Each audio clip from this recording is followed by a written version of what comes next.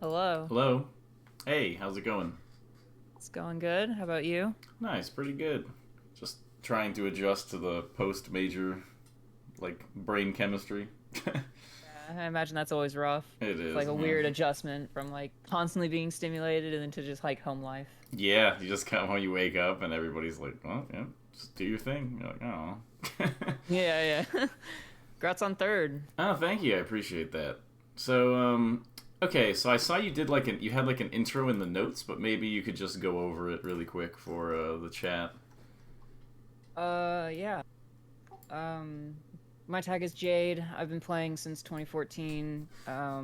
I've solo mained Marth my whole career. I was always like decent, but never like good. So like I beat the people I'm supposed to beat. Like I was just like consistently like slightly above average. Mm-hmm. Um, I have a history of like kind of always being like fourth or in that area of my like local PR and stuff, whatever. I would always like I would always like be like one win away from like making it out of pools for a long, long time. And then only recently have I started like making it out of pools and start like actually doing better at like tournaments and stuff. So like got Mm-hmm. ninth at DreamHack Dallas and then 25th at Tipped Off. But like those tournaments I don't really beat like anyone notable. It's just I'm just beating like the people that are my level, right? So Mm-hmm. it's like yeah, cool results, but I'm not like I don't feel like I'm like accomplishing anything. Yeah, And it's just like a number. You're not like moving up. yeah, I it's see. it's like and people like I feel like I'm alone in that like I'm like oh you got ninth at DreamHack like that's really good and I'm just like yeah but I didn't beat anyone so like who the fuck cares right like Mm-hmm. No, I and mean that's I like that's just like the right way to think about it. yeah so I don't but at the same time I also get kind of caught up in the whole like well I've been playing 8 years and I'm still not like top 100 or I've never even made top 100 before so like I'm really unsatisfied and like kind of like disappointed slash embarrassed about that so I'm Mm-hmm. really trying to fix that. Okay, well, I mean, it's definitely nothing to be embarrassed about. Like, there's a lot of people who've been playing that long who aren't top 100, and it's just you can just start getting good whenever. So, and a lot of times, when people adjust their approach to improvement, uh, the time that people think they sort of like wasted or whatever will catch up. Like when you learn new things and you start getting a lot better, all of those experiences that you had will start getting plugged into like a better model and stuff like that. So it's definitely not wasted time. Um, Definitely shouldn't feel bad about it. But okay, and all right. So what are we doing today? What is the uh plan? I'm really struggling in Marth Okay. seems to be what I always lose to and like the Marth is like usually what ends my bracket run. Okay. I struggle against this other Marth locally. He like we used to trade sets, but now he's kind of like starting to beat me more Hmm. consistently, and Mm-hmm. it's confusing in that like it feels like a lot of the neutral interactions don't make any sense, and that like, well, I nared this time, but then when I nared in what feels like the exact same way, this other situation, the nair lost, or like so Mm-hmm. it's like I'm kind of feeling Yeah. Okay. uh confused in like what like why would I nair and when I should fair when should I like why would someone dash attack here like I don't really understand like the neutral Mm-hmm. but then I also understand that like my punish game is like my punish game could always be better right Yeah, so for sure. like my tech chasing needs to be improved so I understand all that like I've watched a lot of your other lessons with other Mars and stuff and I've taken notes from them so like I understand that like it's a lot of like it's more tech skill grinding, it's more tech chasing, like being on top of your tech chases, juggling, whatever. So it's like I get that point, but I feel like the decision making is where I'm really struggling. It's just Mm-hmm. like Yeah, I don't just understand. yeah. Really quick, Yeah, just based yeah. on what you said, you were saying that like you see the exact same situation come up and you do the nair and then like what makes it different or like there's like a lot of like chaos type of stuff, right?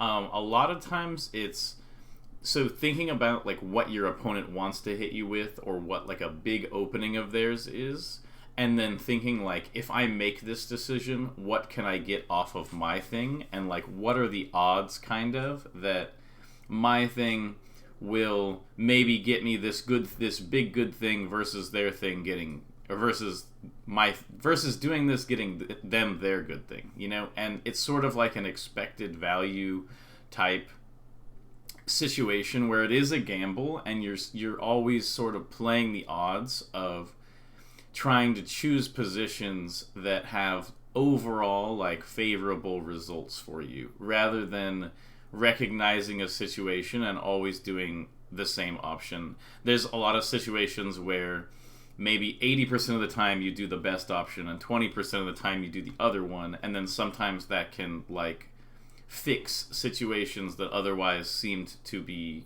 confusing or whatever.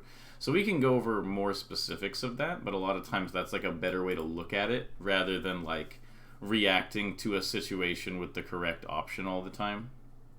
Yeah, I definitely fall into that, where that old like Mewtwo King trope where it's like, oh, do best option all the time. Mm-hmm. And it's also very like Marthy. Like that's a very Marthy type thing to like fall into, because he has so much range that most of the time you can just like he can beat more options in the game on like reaction than most characters. So it does Right. make sense. Okay, so there's a lot of these notes, and I saw like there's this other one with like pictures and stuff like that. Where do you want to start? Um, I was just thinking maybe VOD reviews. Okay, okay. There should be a folder in there that Oh, I know, has. I already got that. Don't worry. Yeah. I'm a little hesitant to watch game one because there's a lot of tech skill errors. That's But fine. I can ignore those. okay. But I listed all of them out. I listed all my tech skill errors. I think I even listed some like other notes in the VOD. Like, Mm-hmm. but I guess mainly it's just like I think with like Punish Game and like the with tech flubs and the Punish Game and like those things kind of aside, I think there's still something inherently like there's a puzzle piece that I'm missing in the Ditto that I'm just not understanding. Okay. My guess is that it's not Ditto related, but I'm down to take a look at it and see. Yeah, yeah. I'm sure it's got to be something, right? No, no, definitely, definitely. I do like. So, do you do this type of like analysis often, or did you just do it for the lesson, where you're going through and like writing down all of your like tech errors and stuff like that? Like listing tech errors is something I've done for maybe like the past year, but I've only Mm-hmm. really gotten into like I've only really started try-harding to get better at Melee in the past like 3 months. Okay. So I used to take notes like the notes that you're seeing are like kind of like the condensed versions. I used to take way more in-depth notes, and it would get like it Mm. would get too in-depth, and I would get lost, and like it would Yeah, become so extensive that it was impossible to digest. So I see. yeah, I Yeah, can show you those later too if you want. I actually kind of have that vibe from these notes too. Like they're very good, and it's like basically the fact that you're putting mental energy in this sort of like organized way into the analysis is really good. But usually, the most productive analysis is like a really simple analysis. Yeah, So that's my issue. yeah, so like usually what I tell people to do is you kind of watch it and look for things that happen multiple times, and then you kind of pick whatever is happening a lot and just focus on that one thing until you're able to fix it, and then sort of move on. That's a lot of times what I'll do is like, let's say I have like a whole match, and like as Falco, and like 30 things go wrong, 40 things go wrong, but I noticed that like Marth got a runoff fair for free on the platform like 3 times or 4 times. And I'm like, that is so many times. Like, I need to fix that. And I will ignore all other mistakes in this video just to focus on fixing that one issue of don't get hit by this fair off the platform type of thing. And it might even be like multiple days of just practicing, like playing the game against Marth, but not getting hit by fair, that type of thing. And a lot of times, if I'm using the same VODs, like if I have a really useful VOD or against a certain player that I really care about, like learning from, I usually learn by going back to it over and over. So in the sense that like I will come back to the same VOD every like week or something like that for a while, and every week I will get one new thing out of that VOD, maybe two, to like kind of practice. But a lot of times that is how things shape up, or it's kind of like if you're making like a sculpture, you sort of need to focus on, like, once you have the basic fundamental shape, you sort of focus on getting, you know, one piece at a time sort of up to a new level, and then you move around and you kind of like iterate through it. And if you focus on taking too many notes, or being like, this was an error, this was an error, this was an error, this was an error, this was an error, like your brain can't possibly like catch up. Like there's no way to actually implement those changes. It's more of just like recognizing failure, and like it almost ends up just kind of beating yourself up rather than like learning. That's what I've noticed anyway. So that's food for thought on the analysis. But the screen share, is the screen share working? Yeah, I see it. Okay. And you are I'm regular? blue. Okay. Oh, wow. Okay. You definitely need to be dash dancing more. I'm curious what your mentality is for not dashing here. I get hit by random F smash, like, or not random, but like I get hit with an F smash in neutral a lot. So like, I feel like every time I start dash dancing, I just get fucking F smashed out of nowhere. So, and then anytime I start shielding, it just feels like I'm always one step behind in the mix-ups. So I just I just don't do it at all. Do you feel like when the opponent's Marth dashes that you're able to forward smash them instantly? I got that beat out of me like day one, so I rarely ever F smash. Right, but then like, why do they get to F smash you? I don't know. Well, I think a lot of it is sort of like a how does it say it? It's like a confirmation bias sort of type thing, where I don't even know the right exact term for it, but basically it's really easy to forget that because we're playing it as people, it's really easy to get like absorbed in our own perspective and not really focus on the fact that, you know, you are playing the exact same character as the other Marth. Like, while they're playing, anything that is good for them to do should be good for you to do, at least, you know, theoretically. And it's really easy, and this is a super common thing, it's really easy for people to do, is like, when you get punished for making a decision, you to decide to stop making that decision. But it's really like a system of like values sort of like warring against each other, of like, do I, like, if I get forward smashed out of my dash dance sometimes, is that a bigger negative than dash dancing is like a positive the times I don't get forward smashed? Does that make sense?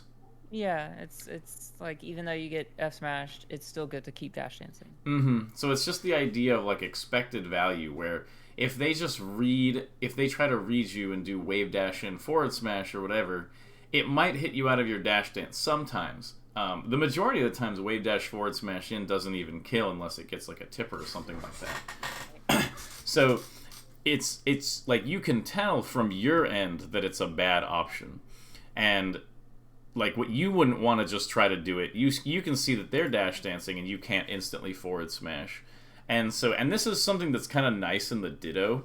And because I've done a lot of Fox Ditto lessons, and a lot of times in the Ditto, people get sort of this like asymmetrical viewpoint. But the cool part about the Ditto is that like, anything they do to you that is strong, you can just do it back and see what they do about it. And then if they hit you for doing it, then you can just hit them for doing it the next time. So the Ditto lets you sort of like learn while you're playing in terms of like what's good or not, which I think is what makes it kind of fun to like learn out of playing a Ditto. Okay. So like, basically, if you don't feel comfortable going for the forward smash, then you shouldn't be afraid of their forward smash. And then if something happens that's kind of asymmetrical, like they punish my forward smashes, but I don't punish theirs, then you should just steal whatever they're doing that's punishing your forward smash. Or if it's not situation specific, it might just be like a more macro thing where they kind of just read that you seem scared and you're dashing back or something. That's something extra to solve. It's not really the fault of the forward smash. So you can kind of use your opponent to sort of explore options or judge options based on like whether they can counter the thing that they're putting out. And if you put out something and they counter it, then they don't get to do it to you, basically. So, and also you have a VOD review. Do you go over like top player VODs at all? I find top player VODs, well, so that's like kind of the struggle is like when I watch my own reviews, it's really hard for me to not just tunnel vision on like my technical flubs. Mm-hmm. It's like a fog of war. It's like it's all I can see.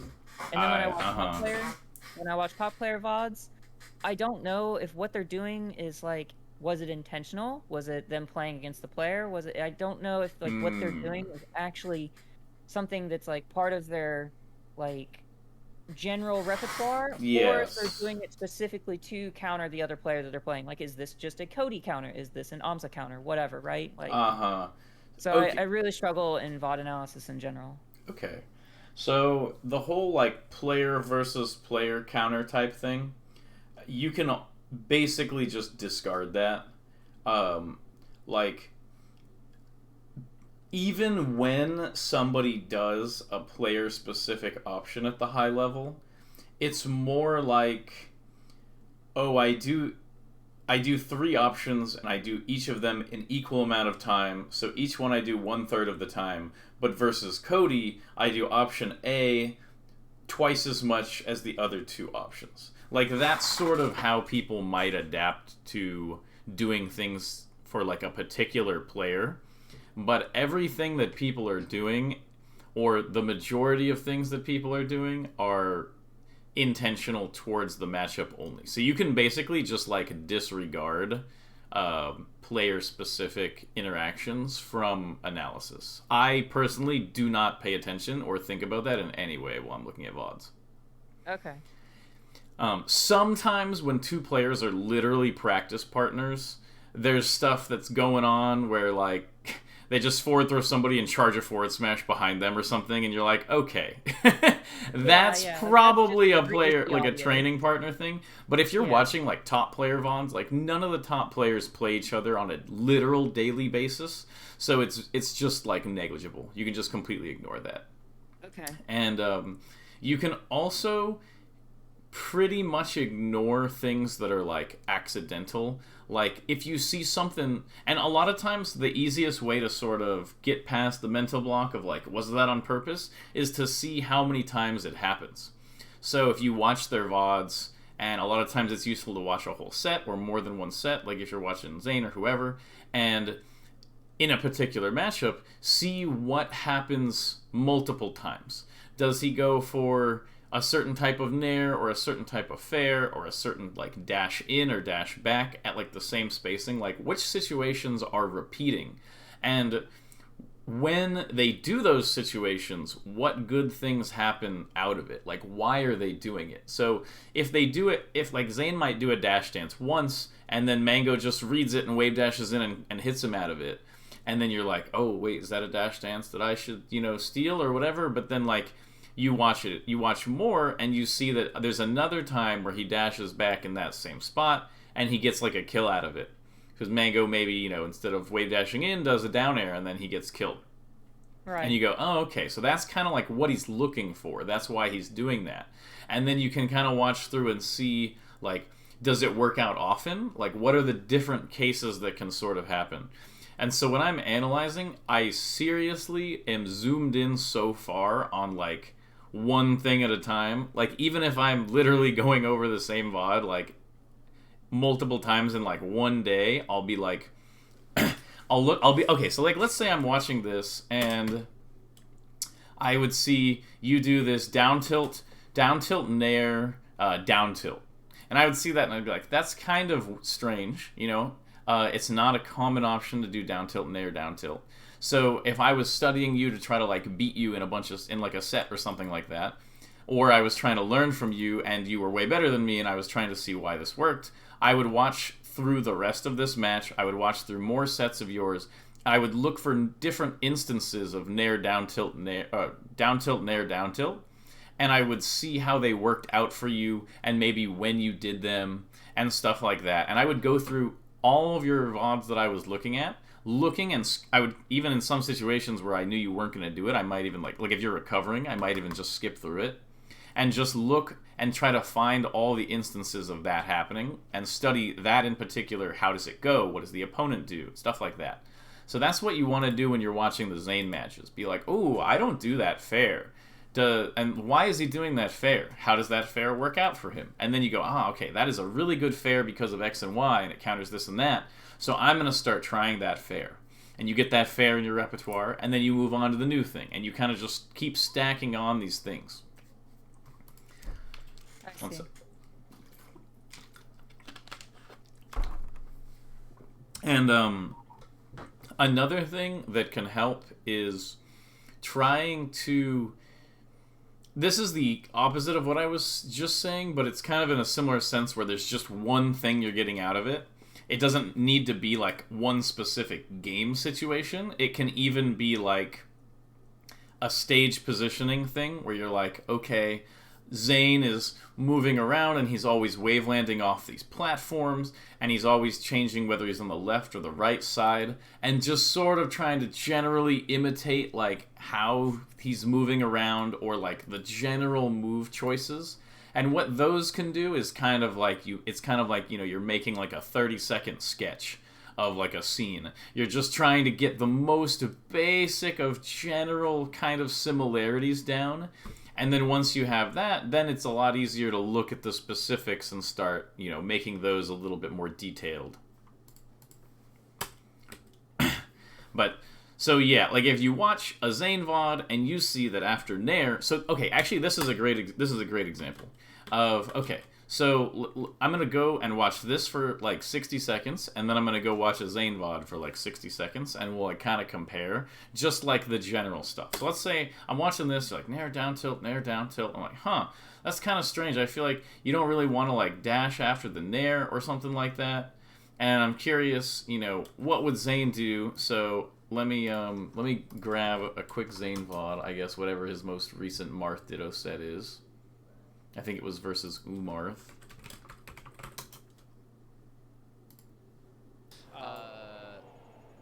Okay. So we'll get this, and we'll be like, okay, so what is Zayn... When Zayn does these spaced down tilts or nairs, like, let's just look, what does he do? What is he doing there? So, okay, so he does a down tilt, and he does wave dash in. Okay, that's interesting. But it was a movement option. Okay, so then let's see what else does he do. We'll wait until we can get another instance of him being kind of on the ground in that spot. Okay, so that one he did down tilt dash back. He hasn't done a walling there yet, but I'm sure those are good in this matchup. Okay, ignore that. Wow. Okay, let's see. And he's doing these late fairs when Marth is in the corner. So I would notice that and be like, okay, late fair. Maybe I need to like kind of consider that. Okay, so let's see. Any other instances of the down tilt thing coming up? I mean, I do dash dance and I do these things. I'm not like... Oh, I'm not saying you never do these things. I'm trying to give you an example of how I would look through it. Like, I was just using the nair down tilt as like an example of something that stood out to me, and so I wanted to show you how I was looking at like a Zayn VOD of how I would, like if I was you in that situation, how I would be looking at a Zayn VOD to try to learn from it. I see. But we can go back to the other VOD if you feel like you'd rather go over more of your VOD rather than going over this. Just let me know.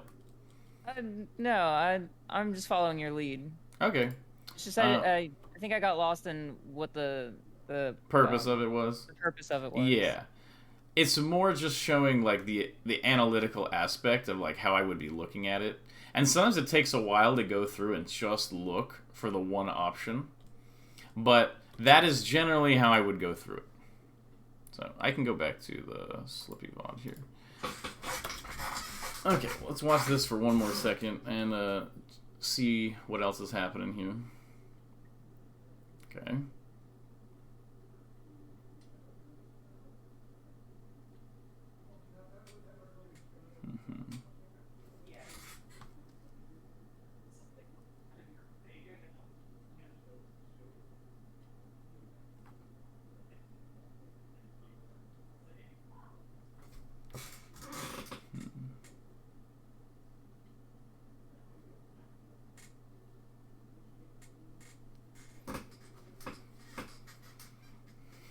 I'm gonna watch a little bit of it and then I'll talk about it. Right.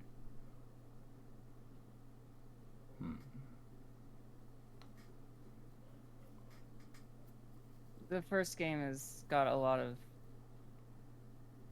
I don't like the first game. Right, I remember you mentioned that.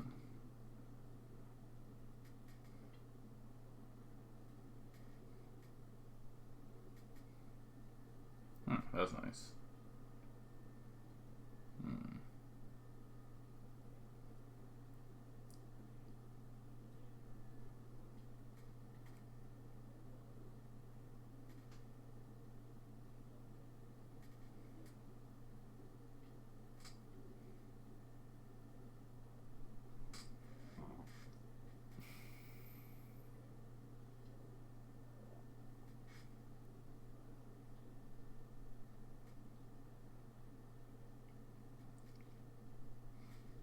I definitely have some ideas that we can talk about.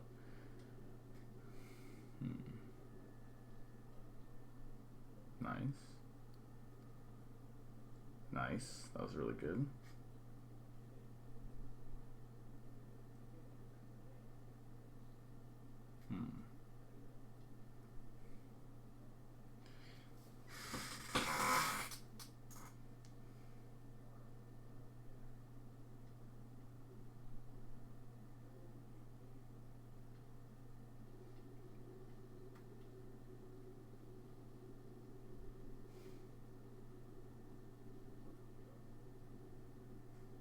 Okay.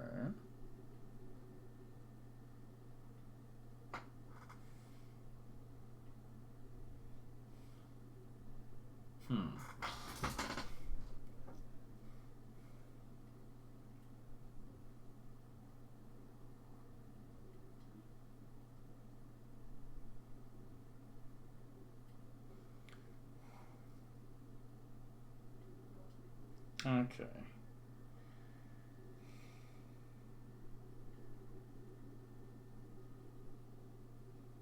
Nice. Yeah, okay, so yeah, it's definitely an issue of kind of the general approach to things being about direct answers, I guess.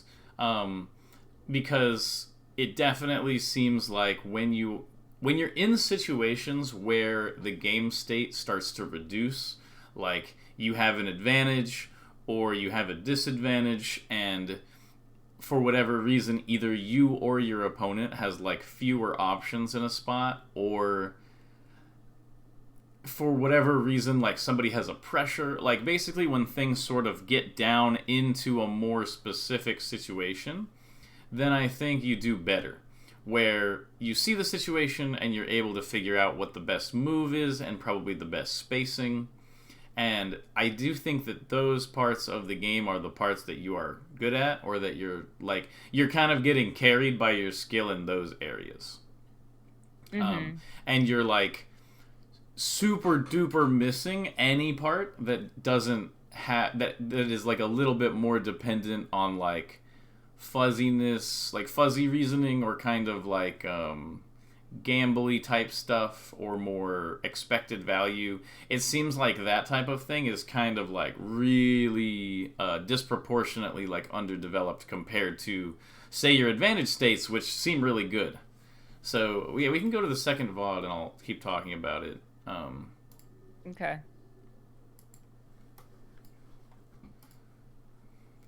But it's like pretty clear that that's an issue, and I think a big chunk of it is probably just in terms of like how you're thinking about the neutral. Because there isn't like a direct right answer, it almost seems like you feel like you just get kind of confused. Is sort of like the vibe I get, is that like when there's too many options, or there's like if your opponent is just standing there doing nothing, you're like, I have no idea what to do. And then your opponent, is in the air after their double jump, and you're like, I will destroy you. You have no chance, So it's like, I think focusing on, for at least the rest of the lesson and probably moving forward with your practice, I think focusing a lot more on the sort of like open situations where there's not a lot of direct like reduction into something nice and correct, I think is where you need to put all of your focus currently. Okay. And so the Nair down tilt thing is just a good example of this. I don't want to hyper focus on that, but basically in neutral, like I was saying before, it's all structured around this like expected value thing. It's kind of, I don't know, like you could get in a car accident on the way to work or something, but you kind of gamble on the fact that, if things sort of work out, and they usually kind of work out, that you're going to make it to work safely. And that's sort of how neutral works, where there's like a lot of little like assumptions about like safeness and what your opponent is going to do. And versus players who are kind of bad, things don't really make sense in neutral, because they're not playing direct mix-ups. They're just sort of like, I don't know, now, and they just sort of throw something out. And so like if you gambling. Huh? Flailing and gambling. Yeah, and so like if you're Zane or something and you're playing like the worst player in the world, chances are they're still gonna hit you like once or twice, because they're not really seeing your threats and like responding appropriately and stuff like that.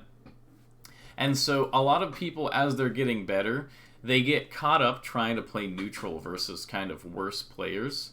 And because that's like the players who are technically at the level they're at. But the problem is that the neutral at low level is like extraordinarily confusing. Literally makes no sense at all, because everyone is nobody's paying attention to their opponent, and everybody's just sort of picking things that they kind of think are maybe good. And it doesn't really make a lot of sense.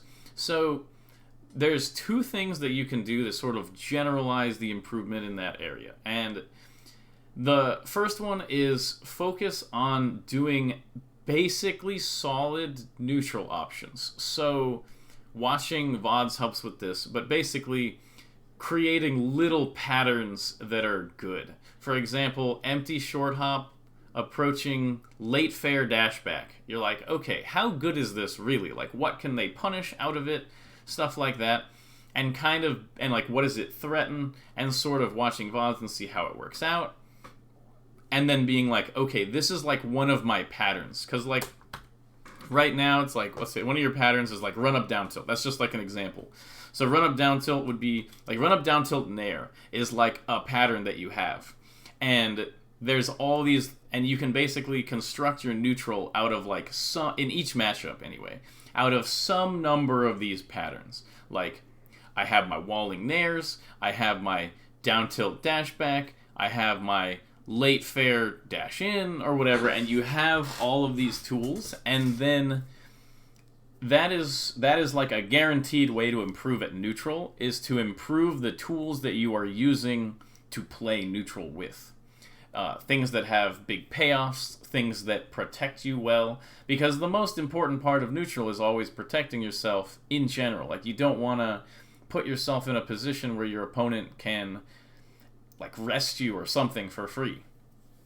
So that's like, Right. yeah. So you want to make sure you're kind of like, that's sort of like a way to judge your neutral habits. Is kind of like, do they have good payoff? Do they like avoid like the opponent's strong punishes generally? And so that's why when Zane is playing somebody who's worse than him, he doesn't need to really worry about their exact neutral because he's just doing these strong patterns. And even if they hit him every now and then, he knows his patterns like are stronger in the end.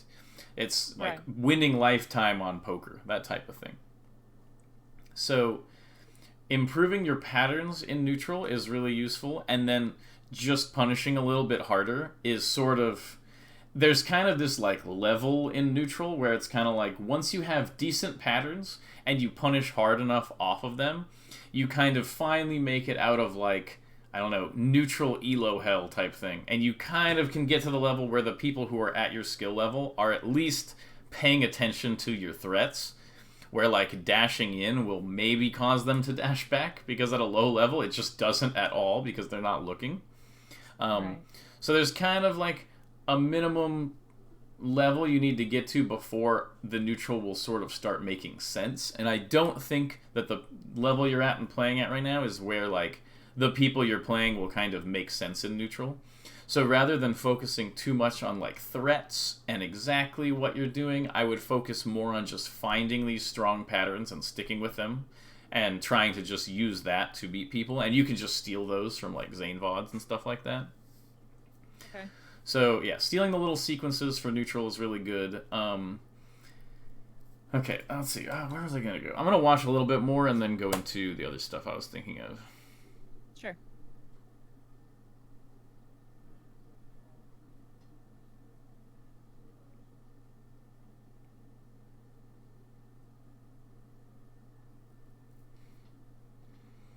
See, like right here, you're in your element. Like as soon as you're in like this nice advantageous position, you're like pretty much only choosing options that make sense and stuff like that.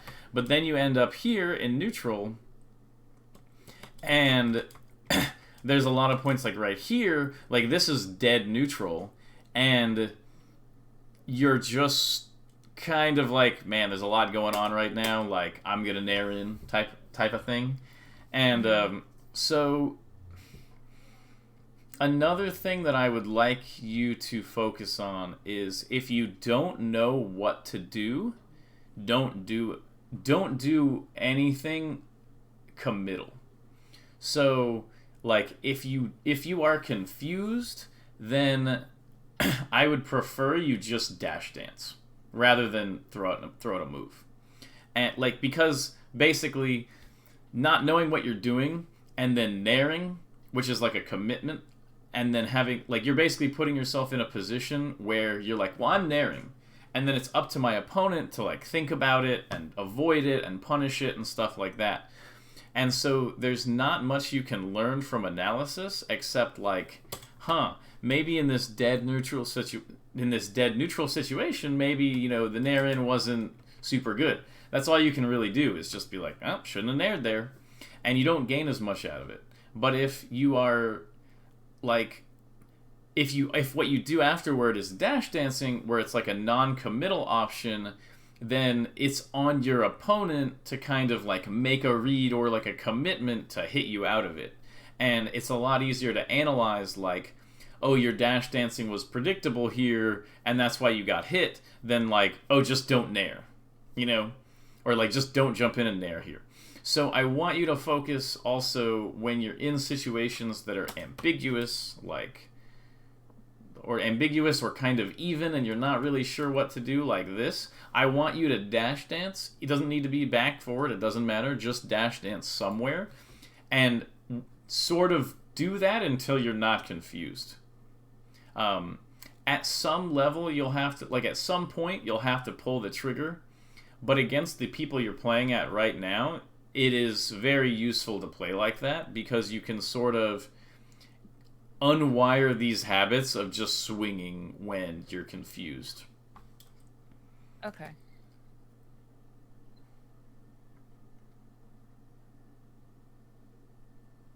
So yeah, that was fine. It doesn't matter if you're in an advantage or like a disadvantage. You're always fine when you're on when things reduce. It's these even spots that you struggle with, I think.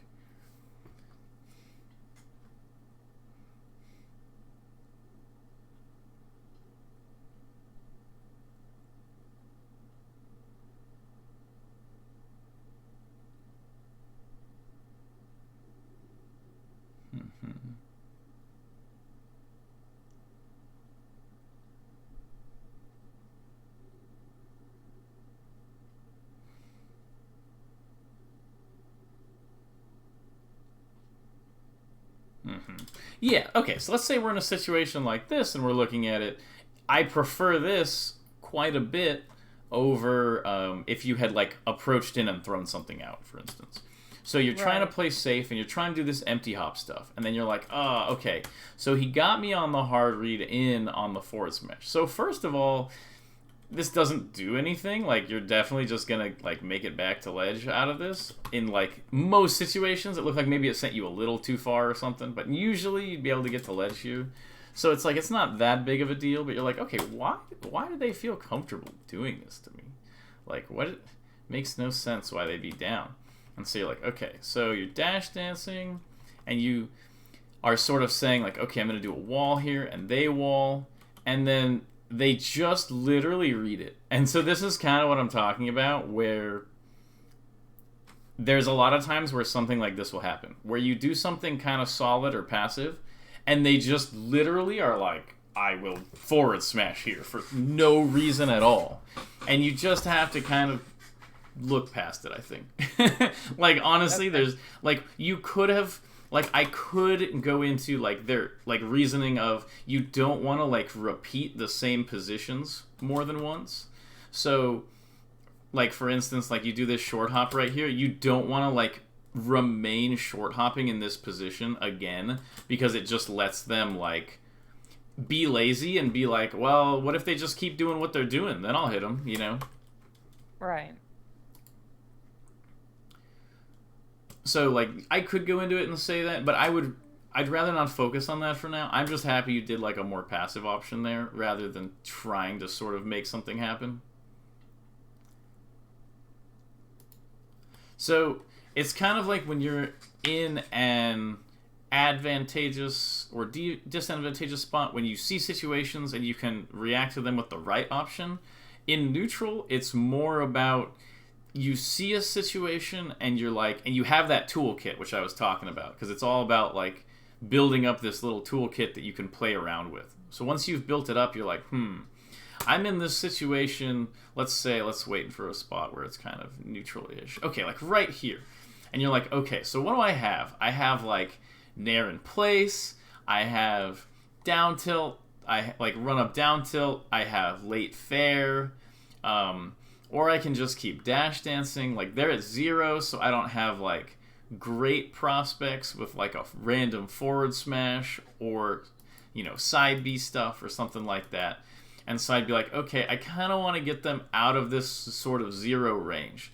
And so defensive nair is not very good when they're at 0, because all I'm going to do is probably just hit them and they might even be able to punish me.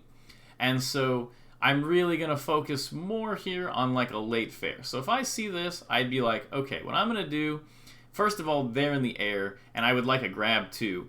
So I'm thinking, okay, I can do a dash into here, try to bait out the fair, and then if I don't get that, I'll just come back to where I am and see what's up. So I would kind of go in, and I'd go in here, and I don't get the fair, or I don't get the bait on the fair, so they landed, and I'd dash back, and I'd be here, and I'd be like, make a similar decision to this. So I'd be like, okay, so maybe let's try the fair thing. Like, let's try these different neutral options and see what happens. So, yeah, and what happens is you go for the nair, and it's, like what I was saying, is nair is 0, you're just going to get punished out of it, like, half the time. So that's a situation where it's like, okay, you're like, the nair, despite being a pretty strong option in neutral in the matchup in general... In this type of case where they're at 0, I definitely don't really want to do a more, like, approaching nair. So then you have kind of like a little note next to the semi-approaching nair in your head, which is, like, not as good as 0.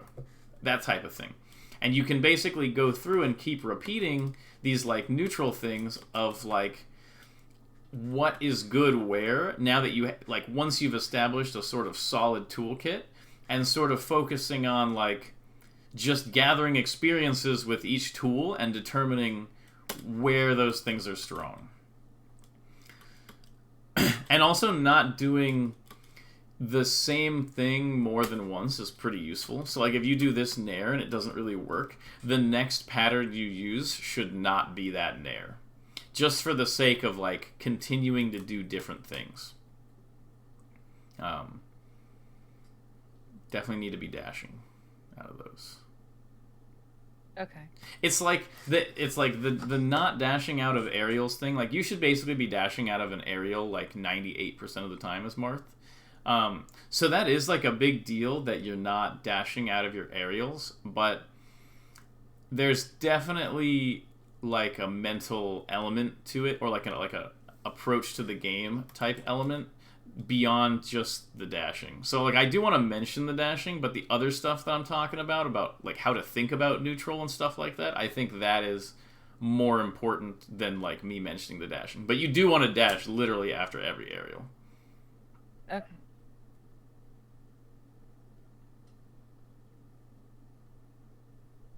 Yeah, definitely too many of those nairs. And so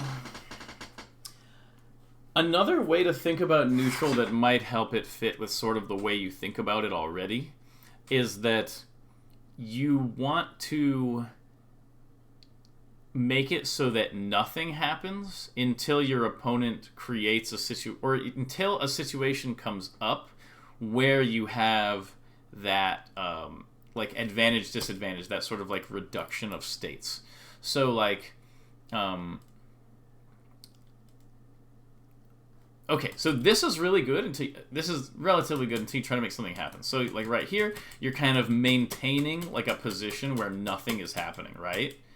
And a lot of times what happens when people do something like this, they feel like bad.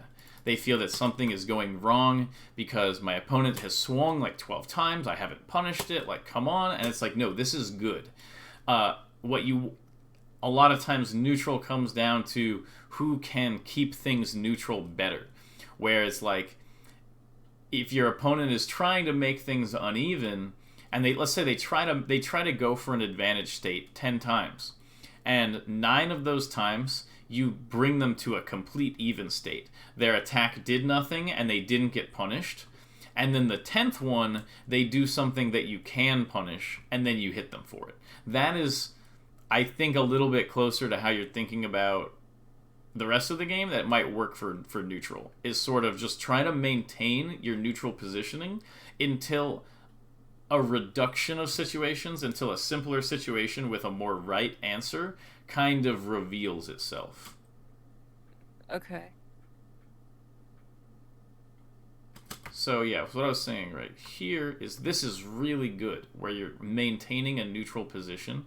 I want you to like practice this a lot of just like making sure nothing happens, because it was all working great until you pushed out, and it's kind of like I don't know, I can almost feel when you're attacking out of the corner here that it's like now's the time. Like I've been defending, it's like time to go forward now. And it doesn't need to be time to go forward, because you want it to be time to go forward when you feel like it's time to go forward, not because you feel like you should. Okay.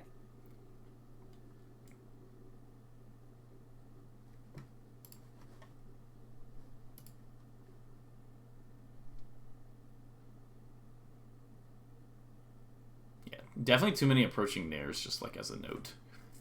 Mm-hmm. So I think that's like getting the stronger toolkit in neutral, I think, will be really useful.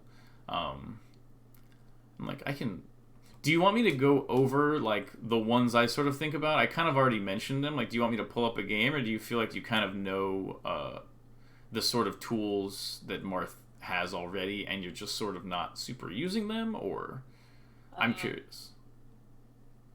So there's, I guess, wave dash in, down tilt, short hop, drift in fair, dash dance grab. Mm-hmm. Okay, I'm actually. Those are the ones that come to mind. Okay. Not. I'm just gonna pull it up really quick so I can just go over it in game. Nothing too complicated. I just want to be able to see it.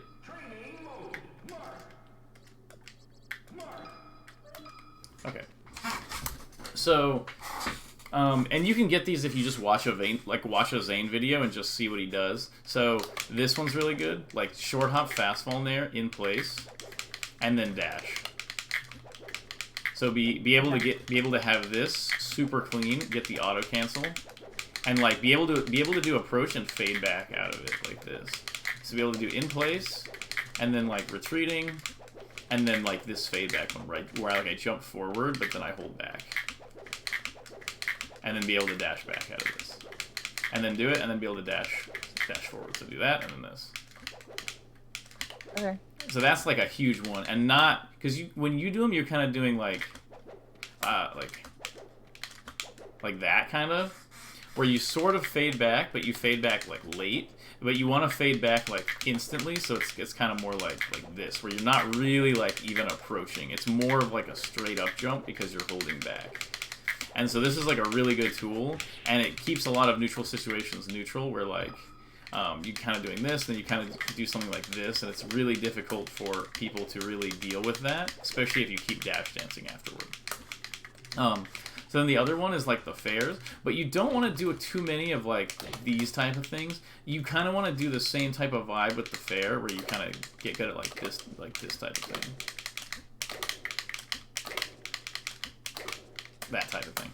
So I want you to practice like both of those pretty extensively, like the late fair dash, and then the late fair dash back, and be able to like do them where you jump forward, but then you fast fall in place rather than going forward, and be able to do like kind of like these two. I like to shield stop, but you could just back jump here.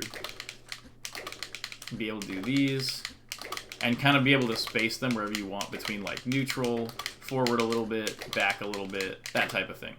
And so that's really important. Then obviously, yeah, we have dash dance grab. There's also stuff in the Ditto where you can do like long dash, short dash stuff, where you kind of do like that, where you do like long dash, short dash, long dash to kind of gain space. I think this is like a very useful like tech in the Marth Ditto and for Marth in general to practice. I think, let's see. So another one is probably, let's see, you can do this, that. Like, these are like the main walls in neutral, I think, and then kind of it just becomes like a battle of like, are you doing this one and then dashing in? Are you doing this fair like this and then dashing in like that? And then it sort of just becomes like a punish fest after that. You don't want to do a lot of these sort of like approaching nair type things. There are spots where like if you're like this, you can kind of do like a cross up type deal like that. But that's not really super important. I think what you need help on the most right now is sort of being able to do these and making these like your bread and butter of doing these types of options. And using those to sort of maintain a neutral position as much as possible. Because the more you can decide to maintain an even position, the more you can avoid situations you don't like. Because your opponent's like, how about we play this? And you're like, I don't want to play that one. And they're like, this one? And you're like, no, I don't want to play that one. And so you can maintain evenness. And then you're like, okay, how about this one? And if your opponent's defense is not as good, then they're like, okay, fine, I'll play this one. And then you have an advantage there. And so look at, you can already see this other Marth. They're using this, where they do this fair, dash back. And then they get bad approaching nair by them. And it's so...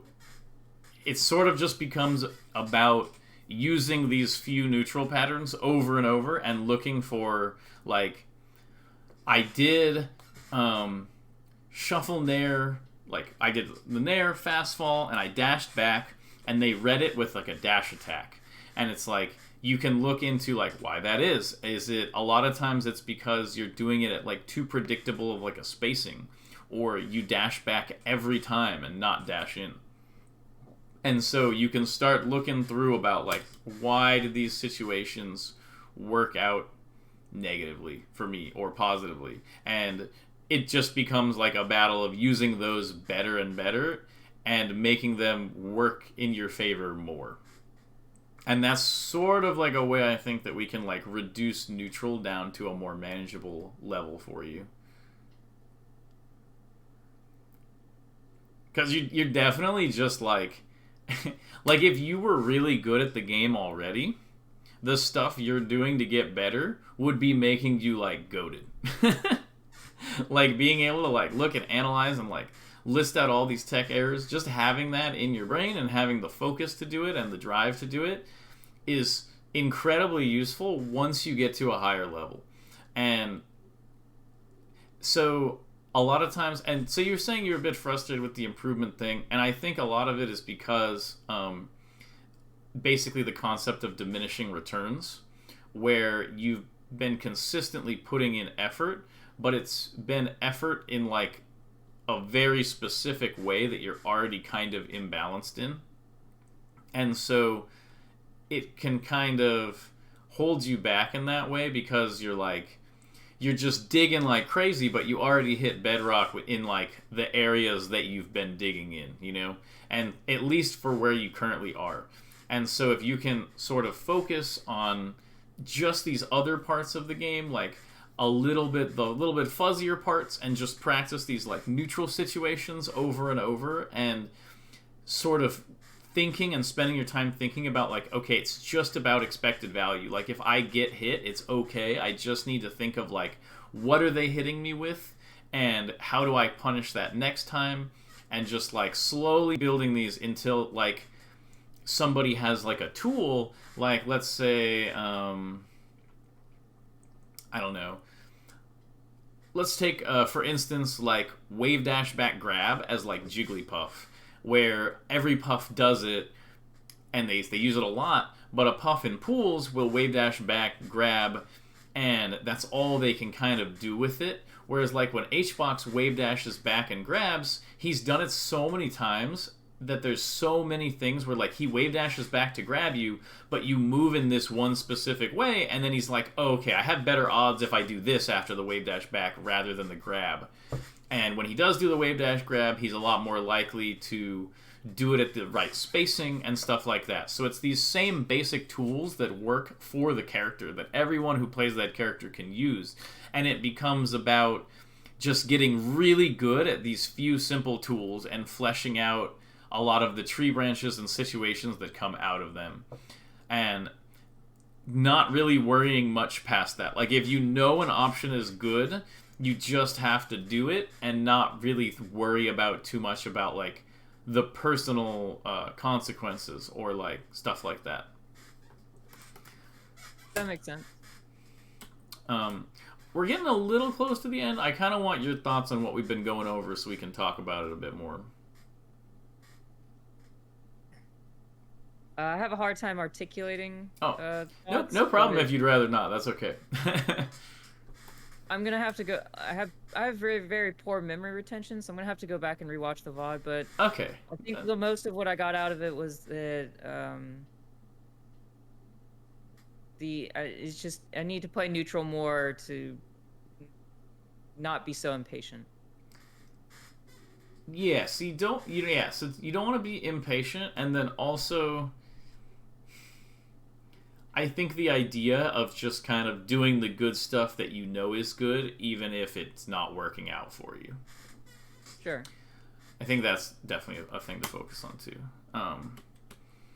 Okay, yeah, and I'm sure you'll get a lot more out of it when you go over the VOD in general. But basically making sure you're doing only these solid habits that you've already predefined in neutral, and not just kind of like winging it, is really useful.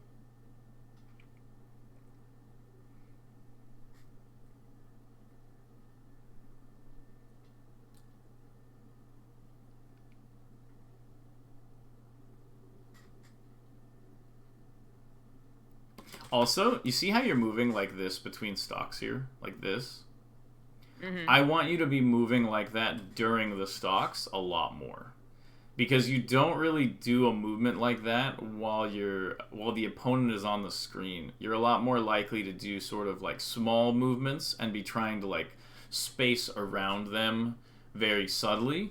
Whereas like if you move a little bit more, it's more likely for your opponent to misspace something. So like you're sort of down to be like, I will beat you in the micro spacing battle, but you can also just beat them by like macro spacing around a lot and then causing them to misjudge that spacing. So I want to see you moving around a little bit more. That'd be really great. When the opponent's there, you become very like opponent-centric, where all of your spacing is like entirely dependent on the exact position your opponent's in. Where you and like this, where you sort of stop dashing and you're really focused on like the precise spacing. And I think that it'd be a lot better for you right now if you focused more on like the moving and continuing to do those good options rather than like kind of tunnel visioning on like the exact.